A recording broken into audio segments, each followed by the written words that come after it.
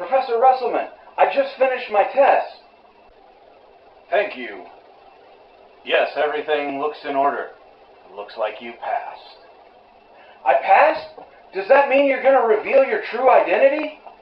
Yes. Now I will reveal my true identity. Does it have something to do with the fact that I don't have a casting budget? You bet your non-existent budget. Shalom, I'm the Messianic Torah dude, and this week's Torah portion is Vayigash. Vayigash, he approached. Genesis chapter 44, verse 18 through 47:27. Now previously, Joseph had set up a test for his brothers by having his servant place a silver goblet in Benjamin's sack when they left. He wanted to see if they would throw Benjamin under the bus, if the brothers would sacrifice Benjamin's freedom in order for them to get away. The brothers had basically two options. They could have stuck up for Benjamin, or they could have just said, well, good luck with that, have fun. But Joseph wanted to see what they would do. Joseph wanted to see if the 10 brothers who had previously sold him into slavery would be willing to risk their lives and their freedom in order to save their brother Benjamin. Now Judah is the first one to speak up, and he's the one who first he speaks up about how much Israel loves Benjamin, and then finally he says this, which starts in verse 30 of chapter 44.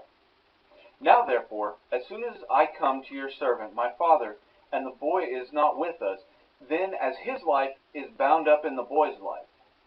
As soon as he sees that the boy is not with us, he will die, and your servants will bring down the gray hairs of your servant and our fathers with sorrow to Sheol.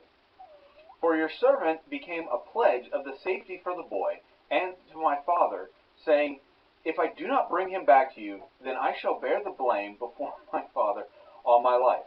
Now therefore, please let your servant remain instead of the boy.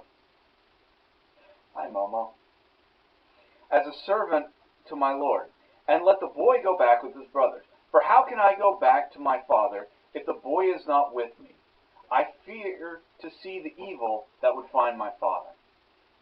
So here Judah is saying, look, take me instead. I know it looks like Benjamin stole the cup. I know Benjamin stole the cup. Or he's saying, he's acting from a point where he is acknowledging even if Benjamin stole the cup, he's still willing to make this sacrifice for him. So this shows us four things. Number one, Judah was the one who came up with the idea to sell Joseph into slavery in the first place. And so we see this real act of repentance.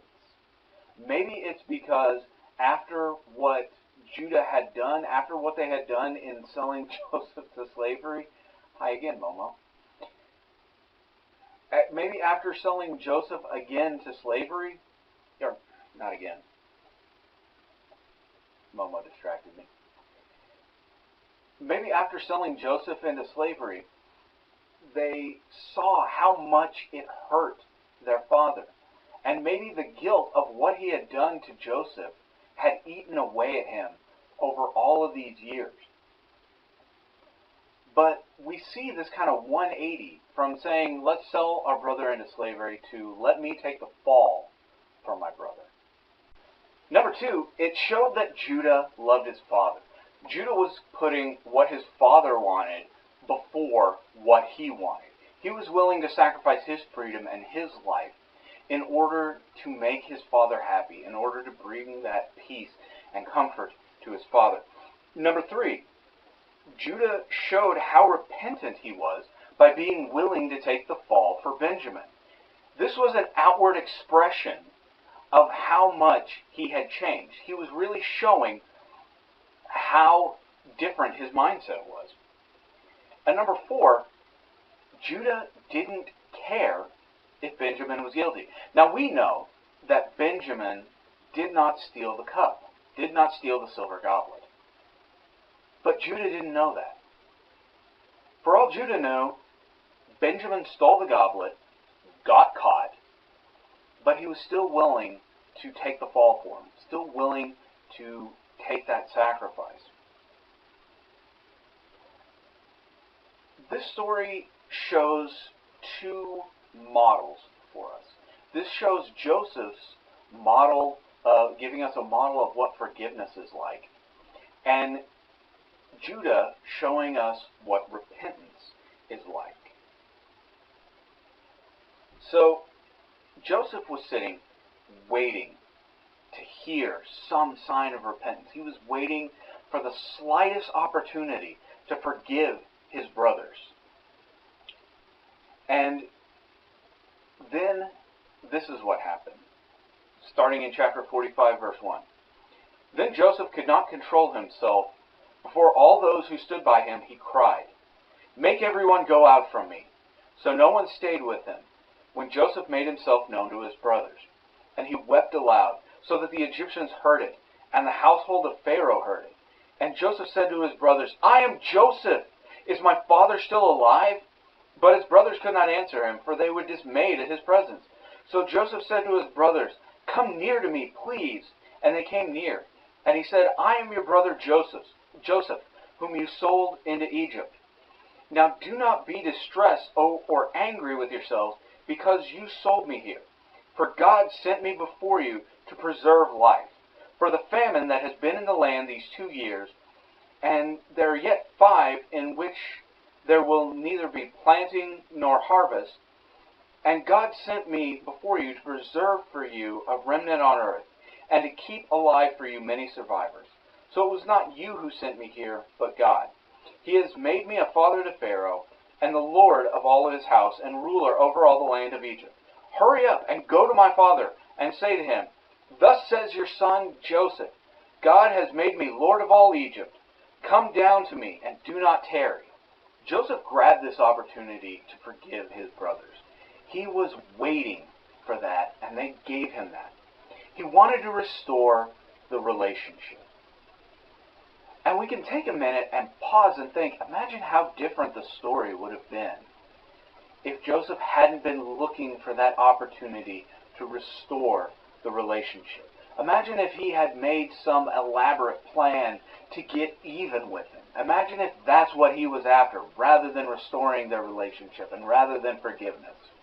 What we actually see is that Joseph already forgave his brothers, but he was looking to see if he could trust them again. Forgiveness isn't about giving someone your full trust again, but about giving up the right to get even. And in fact, you can forgive someone who isn't sorry for what they've done. Remember, Yeshua prayed for the forgiveness of the Romans as they were crucifying him.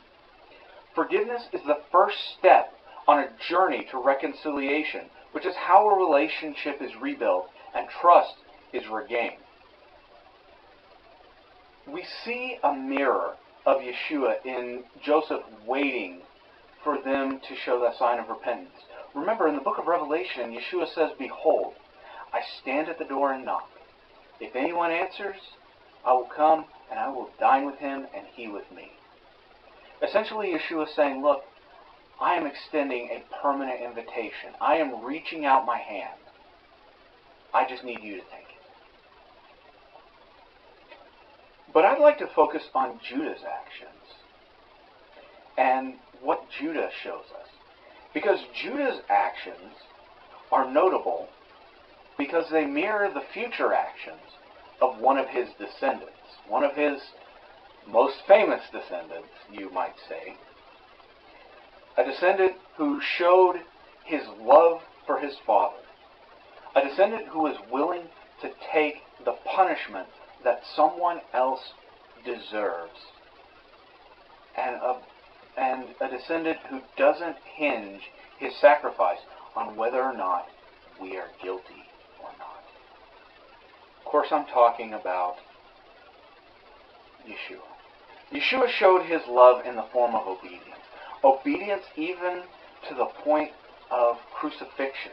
Even to the point where he was so stressed out that his sweat fell like blood. This is a medical condition called hematihydrosis, which is where the stress causes the capillaries in the skin to rupture and bleed into the sweat glands. This has been documented on many occasions, and it was documented here in Luke chapter 22, starting in verse 41.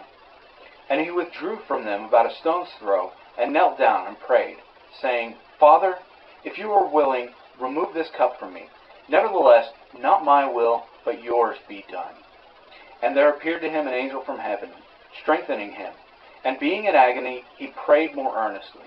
And his sweat became like great drops of blood falling to the ground. When you research this medical condition, hematihydrosis, one of the things that you see is it happens under times of extreme emotional stress. The other thing that we see about Yeshua is that his sacrifice is not dependent on how good we are. Even though we are guilty, Yeshua still made the sacrifice, sacrificed his life for us. In Romans chapter 5, verses 6 through 8, it says, For while we were still weak, at the right time Messiah died for the ungodly. For one will scarcely die for a righteous person, though perhaps for a good person one would dare even to die.